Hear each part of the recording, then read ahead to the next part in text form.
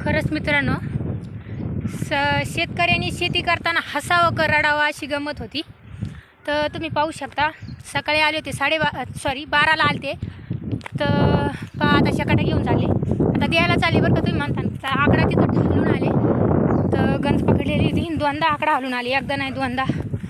ते पण लय लांब लांब पळावं लागत आहे. गाडी इथं लावावं लागते, तिथून पाय जावं लागत आहे, परत तिथं गाडी लावावं लागते, तिथून परत जावं लागते. तर लय गाडी पळणं आहे. आणि सकाळ आता वाजलेत 3:20 झाले. तर आता शिक मोटर चालू झाली. इतका आदबून कुठं जॉईंट झाला का, जॉईंट बघा, हे बघा, ते बघा. तर आता झाली, आता शिक झाली, रडत कडत चालू झाली. तर आत्ता चालू झाली. आता रानात जायचं आहे, शेतात. इथं ठेवला शेकाटा. तर पहा इथं आजीची तिथून शेकाटा घेतला होता, तिथं गाडी लावली. मुलगा गाडी बसलाय, दम लागलेली. तर पहा शेतकऱ्याचं जीवन एवढं सोपं नाही. मला लोक म्हणतात तू शेती करीत नाही, तू रील्स टाकण्यापुरती शेती करते. तुम्हाला आत्ता मी दिसते रील्स टाकते, इथून मागं मी 7 वर्ष झाले शेती करते. आणि हर दिन हर टेन्शन. असं नाही की मी निवांत आहे. आता सकाळी आले म्हणलं मोटर चालू होईल, मोटर चालूच नाही झालं. त्यातली त्यात आकडा बघायला जा, कुठं जॉईंट बघायला जा, कुठं टाटर खोल, तिथून आता लय लांब जायचं आहे. परत गाडी इथं लावली.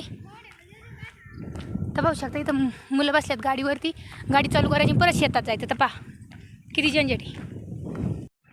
तर मित्रांनो आता आले शेतात आणि आता पांगवायचं ठिबक. एवढ्या टाईम आदबून आता शिक तोंडाला हसू यायला लागलं. इतक्या रडकुंडी यायची वेळ आली ती. तर आता पाणी आलं शेतात. आता सगळे ठिबक पांगून घ्यायच्यात.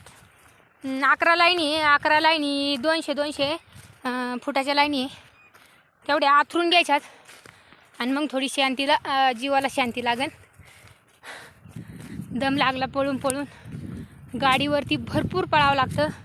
इथून तळ्यावरून शेकाटा टाकायला आकडा टाकाय तिथून परत तळ्या, परत नाही हे झालं परत तिथं नुसती पळच धावपळच. एवढं आसान नाही, एवढं सोपं नाही.